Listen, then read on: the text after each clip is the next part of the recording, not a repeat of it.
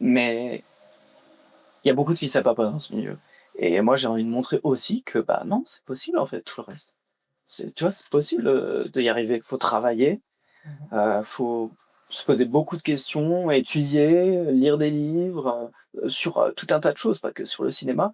En fait, ça va te nourrir et ça va faire qu'à un moment, peut-être tu vas réussir à raconter une fresque humaine, quoi. Tout cinéaste s'est en premier retrouvé un jour avec une idée de scénario, une envie de créer, mais souvent, peu de moyens, peu de réseaux et des doutes sur les chemins à prendre. Dans la continuité du festival Première Marche de la Ligue de l'enseignement de l'Aube, ce podcast existe pour briser les barrières, transmettre la passion du 7e art et prouver que le cinéma appartient à tout le monde. Bienvenue dans En mode ciné. À chaque épisode, nous recevons un professionnel ou un passionné du cinéma pour explorer son parcours, les secrets du milieu et sa vision du 7e art. Aujourd'hui, nous recevons Émile Félizeau, réalisateur. Bonjour Émile, bienvenue dans En mode ciné. Bonjour Pauline, merci. Est-ce que tu peux te présenter dans un premier temps ? Donc Émile, j'ai 24 ans, je suis apprenti réalisateur, on va dire.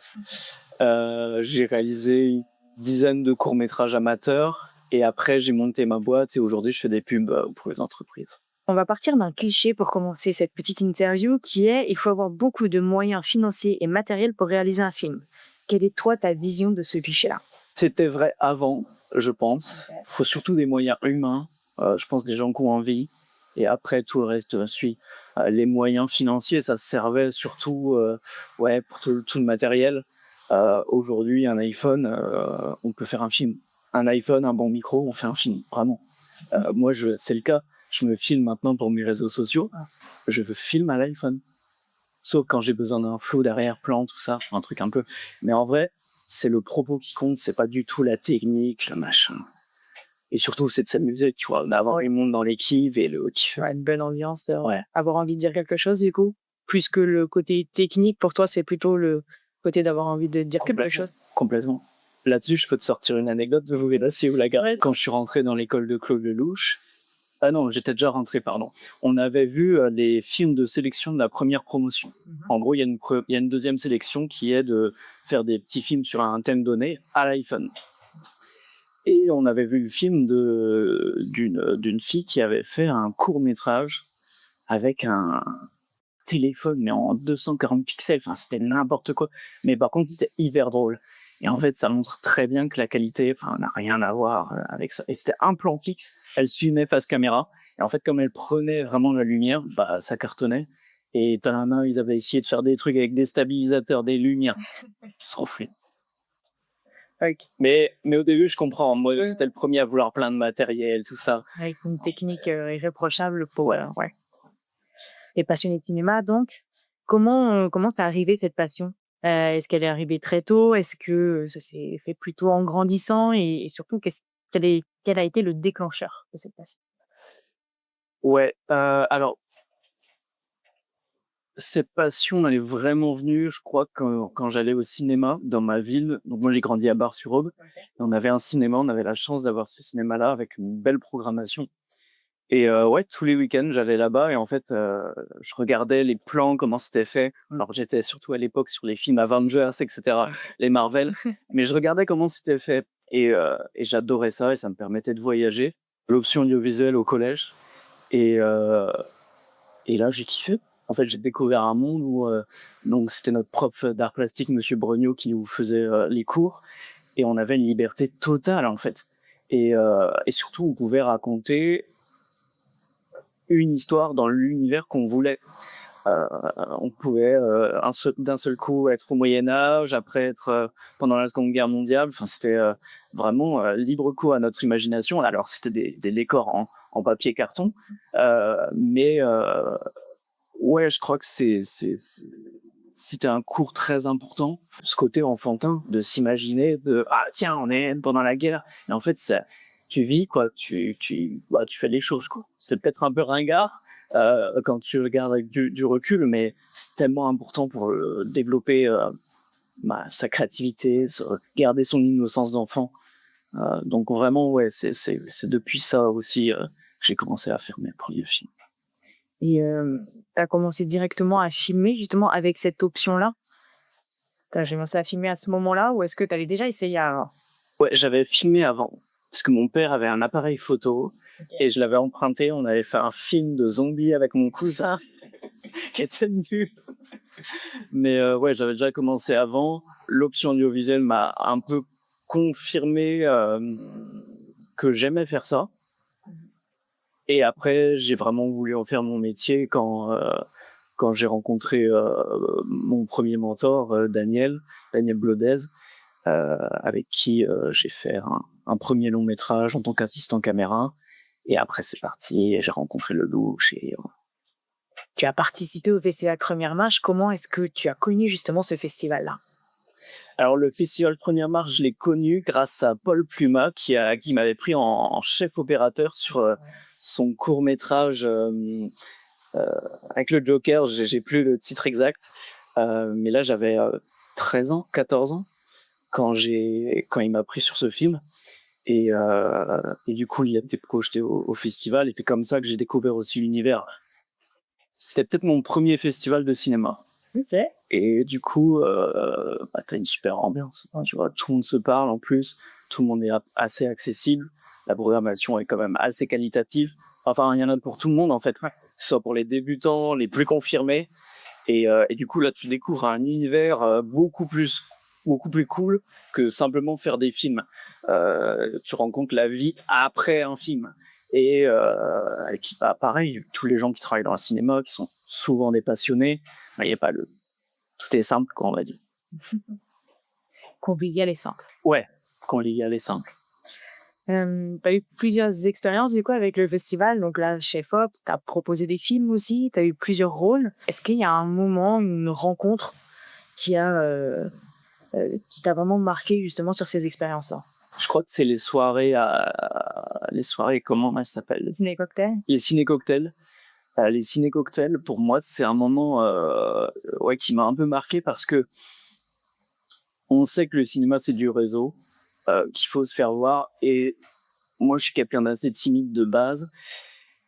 Et en fait, les ciné-cocktails, par le côté chaleureux, on se prend pas la tête, on boit un coup après la projection, je me suis dit, c'est là où je dois aller parler aux gens. Et donc, comme tu es dans un cadre quand même vachement safe, je me suis dit, allez, sors de ta timidité et va parler. Et pareil, des fois, on a de l'appréhension à aller voir les gens. On se dit, ouais, ça va mal se passer, etc. En fait, on a parlé pendant 30 minutes et c'était génial. C'était génial. Et pareil, ça me donne ces petits moments-là.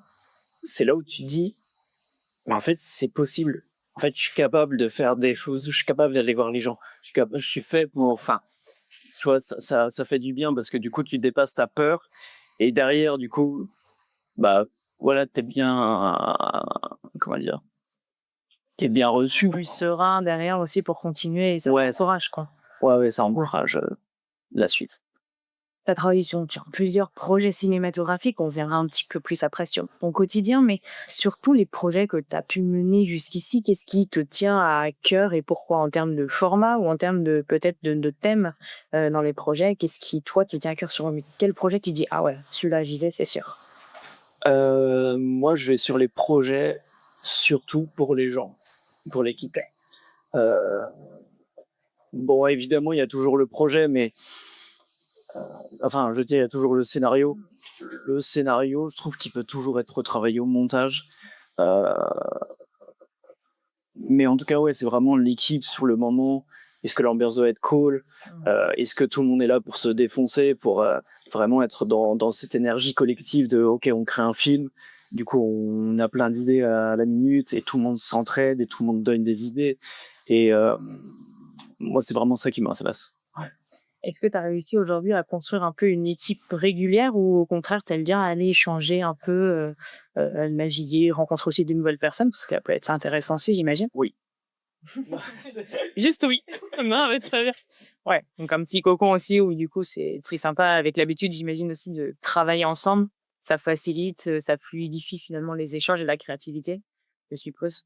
Ouais, complètement. Ouais. En fait, du coup, l'école dans laquelle j'ai été, finalement, c'est pas vraiment une école, c'est vraiment des ateliers de cinéma. On est là pour juste faire, en fait. il n'y a pas vraiment de cours. Et du coup, chaque promo, on s'entraide les uns avec les autres. Donc déjà, il y a ce réseau-là, et c'est hyper agréable de bosser avec eux. Et ensuite, à 3 aussi, il y a quand même, voilà, on a quand même une petite team, un petit vivier de techniciens avec qui, ouais, c'est hyper agréable de bosser, et avec qui on sait que c'est aussi carré et que voilà, tout le monde est pro et bien dans le cadre aussi. Justement, sur ces projets-là, j'imagine que le but, c'est aussi de toucher le public et d'avoir un public à vouloir raconter quelque chose, c'est intéressant, mais avoir un public à qui le présenter et que ça peut toucher, ou du moins chez qui ça peut réveiller quelque chose, euh, je suppose que c'est important quand même pour dans la création, notamment dans le processus de création. Et du coup, qu'est-ce qui, selon toi, fait qu'un film va pouvoir toucher le public, va pouvoir réveiller quelque chose, agréable, pas agréable, peu importe, mais va avoir un impact finalement sur le public? Mmh. Très bonne question. Moi, je pense que ce qui crée de l'émotion, c'est la complexité des personnages. C'est-à-dire comment, à un moment, on peut se dire ah mais lui, c'est un énorme connard. Et en fait, ce même personnage, on a de l'empathie pour lui après, en se disant ah mais en fait, on comprend mieux. Et du coup, limite, on est touché. Euh, voilà, je pense que c'est vraiment ça aussi qui crée des émotions, qui crée aussi la transformation. Je pense que c'est aussi de faire vivre. En fait, je crois que le métier de réal, c'est vraiment d'essayer de, à travers ce qu'il va raconter, filmer, avec le montage, avec la musique, etc., essayer aussi d'emmener le spectateur pour que le spectateur lui-même, quand il voit le film dans sa tête, bah, il vive l'histoire intérieurement. Et c'est ça, en fait, qui génère des émotions. S'il se reconnaît à travers le personnage, même à travers une petite mimique ou quoi, un petit truc, une petite maladresse du personnage ou quoi, bah, forcément, ça va le toucher. Ou si, je sais pas, une musique va le toucher, un style de musique, je sais pas, s'il aime le pop ou le rock, tu mets ça dans le film, d'un seul coup, il est happé par le truc, ça fait de l'émotion. Donc voilà, je pense que c'est un peu tous ces ingrédients, tu vois, qui font qu'un film, du coup, t'as les émotions. Et ce qui est génial avec avec les festivals, c'est que t'as un côté vachement plus proximité que si tu vas voir un film classique au cinéma. C'est-à-dire en festival, les émotions ressortent beaucoup plus. Bah, tu sais, si un film ne marche pas, hein, les gens, s'ils rigolent, bah, tout le monde rigole ensemble. Alors que quand on va tout seul au cinéma, il y a moins ce côté-là. Donc les festivals sont aussi une très bonne chose pour tester ces films et voir bah, ce qui marche pas. Et ça encourage aussi. Tu vois, il y a aussi ce truc-là de même si tu as fait une daube, euh, à la fin du film, à la fin de la séance, on va tous t'applaudir et ça c'est cool. Ça t'aide à croire en ton rêve, tu vois. Ok. Est-ce que pendant les festivals, tu penses que justement, c'est cette proximité aussi avec le public? Est-ce qu'il y a plus de chances finalement d'avoir un retour aussi sur ton travail et de la part du public, et justement qui va peut-être t'aider un peu plus à t'améliorer derrière ou à changer des petites choses, voir ce qui a fonctionné, pas fonctionné? Est-ce que c'est quelque chose toi qui t'aide après dans le processus de création derrière ou pas? Évidemment, les retours en festival sont hyper importants si on est prêt à les entendre. Parce que des fois, on peut être vraiment complètement dans le déni et en mode ouais, mon film est génial, tout le monde a applaudi. Mais en fait, évidemment, c'est logique, tout le monde fait ça. Par contre, si derrière, tu vas aller parler aux gens en leur disant alors, t'en as pensé quoi du film et que tu repères que oh, il y a un truc qu'ils n'ont pas kiffé et que tu as l'humilité et que tu mets ton ego de côté de leur demander ok, bah, et du coup, qu'est-ce qui t'a pas plu? Et bah là, tu ressors avec des super points d'amélioration pour la suite. Donc ouais, les retours, surtout après la séance, sont géniaux. Ou même pendant la séance, enfin après la séance, quand tout le monde prend les micros des fois, ça aussi c'est super quand il y a des questions. Bah pareil, des fois il y a des questions que tu n'avais pas du tout prévues ou même tu te dis mais où est-ce qu'ils sont allés chercher ça? Et en fait, du coup, ça te fait nourrir une réflexion. Justement, comment tu trouves l'inspiration au quotidien pour les projets? Est-ce que c'est des choses de vie quotidienne? Est-ce que c'est des choses dont tu as, je sais pas moi, imaginé quand tu étais enfant? Ou ça peut être plein de... Ouais, l'inspiration. Ouais, vaste sujet. Pour moi, c'est compliqué, en fait. Ok. Enfin, si, j'ai 15 000 idées tout le temps de films, surtout de personnages. J'ai surtout des idées de scènes ou une musique qui va me faire ressentir quelque chose et je vais m'imaginer une scène.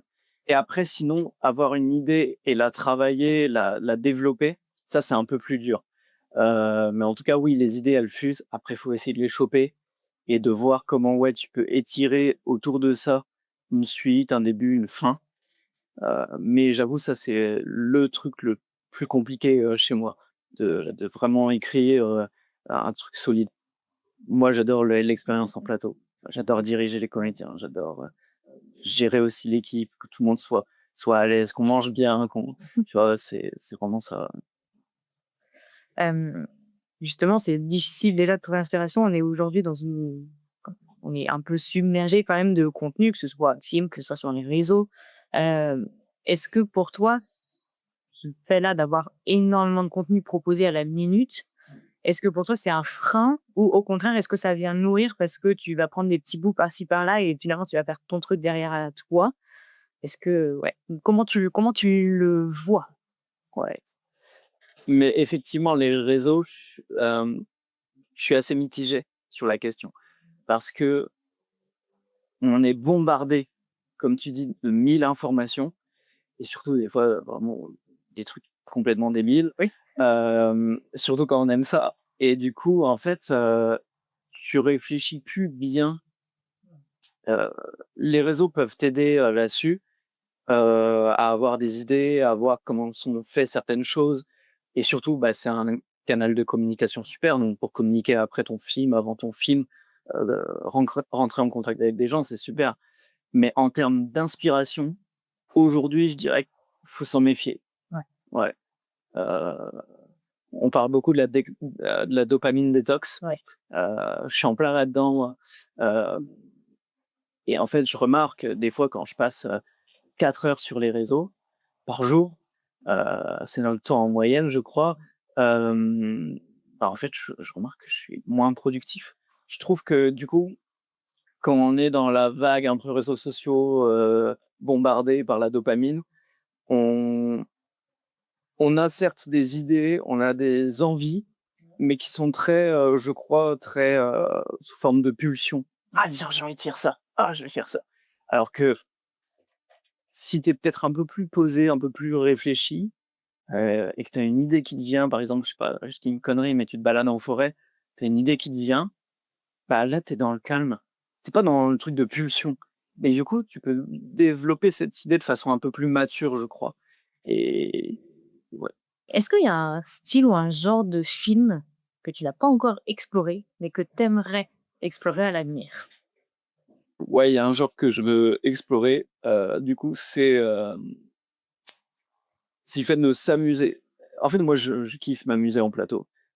Faut faire du cinéma pour s'amuser en plateau, tu vois? Enfin, évidemment, c'est hyper sérieux, c'est hyper militaire, c'est carré, mais il faut avant tout kiffer, quoi. On a la chance de faire un métier où on rencontre, du monde, on bouge tout le temps, on va dans des lieux magnifiques et donc voilà, faut vraiment s'amuser et donc dans mes films, j'ai aussi envie d'aller vers ça. Parce qu'avant, je faisais beaucoup de drames, voilà, des trucs très très 1er degré, on va dire, Mmh. parce que finalement, je trouve que c'est un peu le plus simple.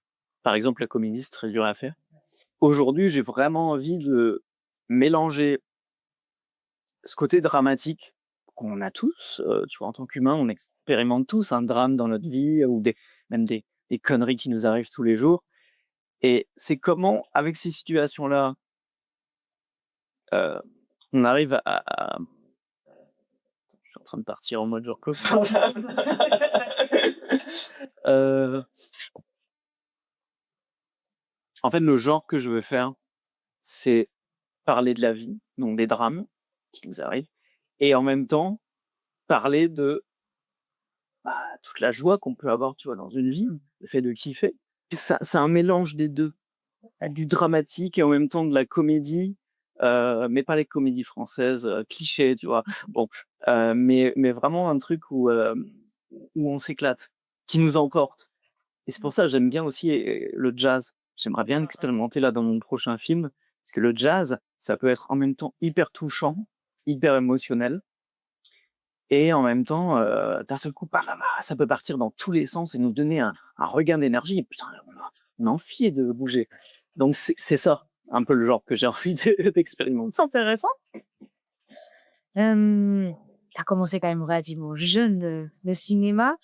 Est-ce que tu auras un conseil pour justement des jeunes qui veulent débuter dans le cinéma, au-delà de l'aspect technique, hein, on l'a même abordé tout à l'heure, pour toi, c'est pas le plus important, mais un conseil s'ils veulent se lancer, justement, pour ces jeunes-là, tout simplement.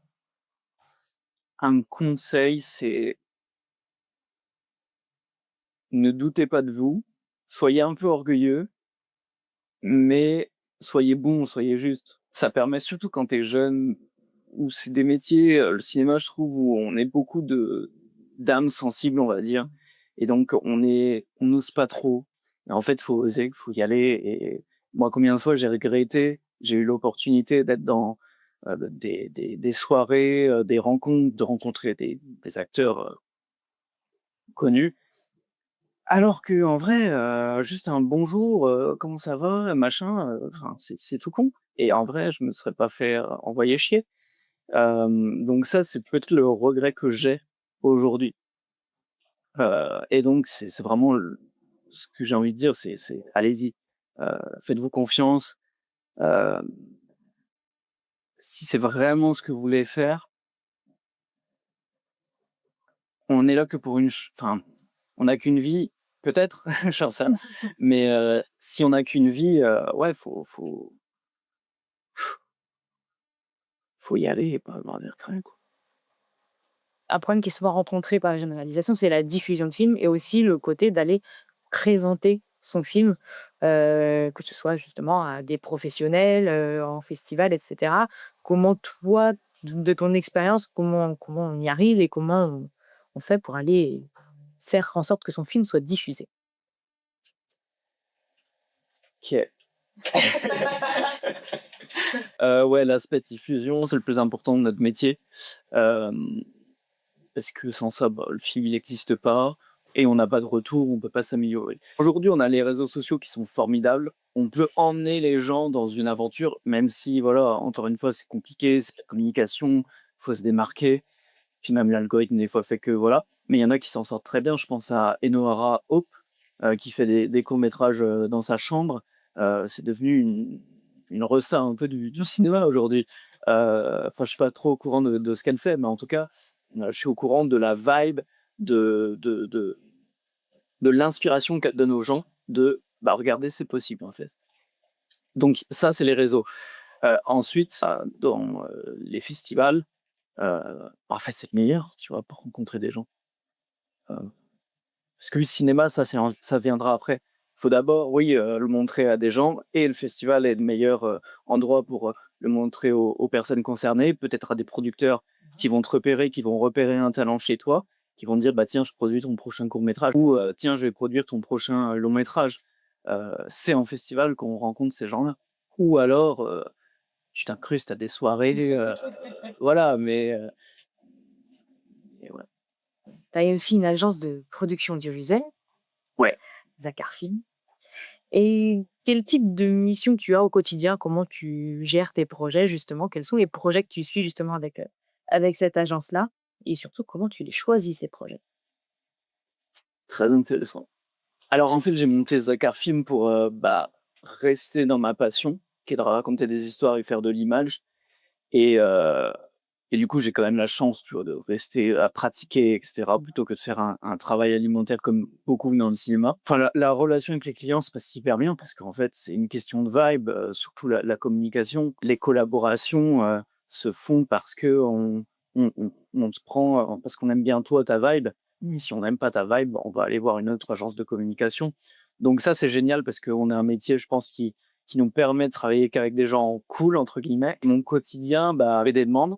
Tiens, on veut faire un film là-dessus ou on aimerait améliorer notre communication. Et en fait, l'idée, c'est d'essayer de comprendre leur univers, et après comment on va retranscrire ça en images, en support de communication et surtout, bah, à des fins commerciales. Parce que le but de faire une vidéo pour une entreprise, c'est évidemment de vendre derrière celle que donc il y a aussi cet aspect-là et qui est très intéressant parce que, hem, il permet de travailler avec un brief client et du coup faut être hyper agile et mettre son ego de côté pour savoir s'adapter, à ce que le client nous demande en essayant d'apporter sa patte. Mais donc c'est super. C'est un équilibre à trouver finalement entre, toi et ce que ton client veut? Ouais. Ouais, ouais. Tu sais, tu arrives à je suppose que oui, mais du moins, comment tu arrives à garder cette dimension créative et artistique justement, dans quelque chose où la finalité, c'est de vendre? Ouais. Ah, la question piège. Hem, effectivement, la créativité, c'est un peu compliqué, des fois parce que des fois, on aimerait partir dans des pubs qui coûtent forcément, des milliers, des dizaines de milliers d'euros, sauf que c'est pas les budgets qu'une entreprise a ou alors, sinon c'est des agences, Paris, tout ça paye les grosses boîtes tout de suite. Mais la créativité, on la trouve, en fait, moi, je peux pas bosser avec un client où je ne comprends pas ce qu'il fait, où je ne comprends pas son univers. Par exemple, moi, je travaille pas mal dans les maisons de champagne. Par contre, quand ils me font faire la visite, je remarque, les valeurs qu'ils ont, Mmh. comment ils t'accueillent et tout ça, bah, tu te dis: «OK, eux, ils veulent qu'on parle de tout ça et cetera». Moi, j'ai vu ça chez eux, ou comment on va allier les 2 pour montrer leur humanité à travers, de la vidéo. Parce que souvent les vidéos commerciales, bah, elles sont très corporate, très, il y a pas beaucoup d'humain, c'est très informatif et c'est comment on essaye d'amener, ces choses-là. Et pareil, il y a beaucoup de parallèles avec le cinéma. Moi, j'ai appris à l'école Lelouch, donc Claude Lelouch, c'est la spontanéité, il laisse l'improvisation aux acteurs et pas pareil, je l'ai appliqué ça au film d'entreprise. Des fois, quand on crée des scènes où on réunit tout le monde autour de la table pour parler d'un vin ou quoi, hem, si je vois que tout le monde est un peu tendu, tout ça, d'un seul coup, je vais dire une connerie pour les faire rigoler et ça marche et du coup, là, je capte des sourires et machin et après ça détend et ou pareil, des fois, je prévois des choses dont ils ne sont pas au courant et du coup, ils sont surpris sur le tournage, donc ça crée des vraies réactions, des réactions spontanées. Donc du coup, ça me permet aussi de faire un parallèle avec le cinéma et de mélanger un peu. Est-ce que tu as des projets, des objectifs de carrière en tant que réalisateur? Heu, Dis: «Je veux tel truc, je veux faire telle ou telle chose, tel ou tel film», heu, ouais, ça peut être vraiment sur ton projet, sur un projet en tant que tel ou même une expérience que tu aimerais avoir, par exemple. Mais bien sûr, mais en fait, je m'étais un peu fermé au cinéma, si tu regardes, mais c'est compliqué parce que tu es obligé de, bah, en même temps, de gérer une boîte avec des employés et cetera et du coup, tu te fermes un peu au cinéma et là, je commence à y reconnecter, à rekiffer et l'objectif, clairement, là, c'est je vais mettre un peu ma boîte de mon côté. Enfin, j'ai bossé pendant 5 ans, voilà, comme un chien. Du coup, j'ai quand même mes clients qui reviennent me voir pour des besoins ponctuels, donc j'ai plus forcément à prospecter ou quoi. Donc ça, c'est confortable. Mais maintenant, ça y est, je mets tout dans le cinéma et un de mes objectifs, heu, on va dire court terme, c'est de faire, mon prochain court métrage qui est en cours d'écriture. Hem et objectif un peu long terme, évidemment, hem, c'est de faire des longs métrages qui vont sortir en salle. Évidemment, avoir des prix, pas pour, forcément pour le prix, mais pour ce que ça dit et surtout, pour montrer que, bah, un petit gamin de campagne, bah, il peut arriver, je sais pas, aux Césars, aux Oscars, tu vois? C'est peut-être, prétentieux, mais il y a beaucoup de fils à papa dans ce milieu et moi, j'ai envie de montrer aussi que, bah, non, c'est possible en fait, tout le reste. Tu vois, c'est possible, d'y arriver. Faut travailler, faut se poser beaucoup de questions, étudier, lire des livres, sur, tout un tas de choses, pas que sur le cinéma. En fait, ça va te nourrir et ça va faire qu'à un moment, peut-être tu vas réussir à raconter, serait-ce humaine, quoi. Et un autre objectif dernier, ce serait de tourner avec, peut-être un Léo DiCaprio, OK. je pense, hein, ouais. Mais du coup, un film en anglais. Faire des films, voilà. Ça pourrait, ouais, tu vois, tourner avec un grand acteur comme ça ou Pierre Ninet. Pierre Ninet, oh là là, quel type, attends, on va les faire tourner. C'est des beaux objectifs quand même. Ouais, ouais. C'est génial. Quel film ou série est-ce que tu recommanderais à ceux qui nous écoutent ou nous regardent?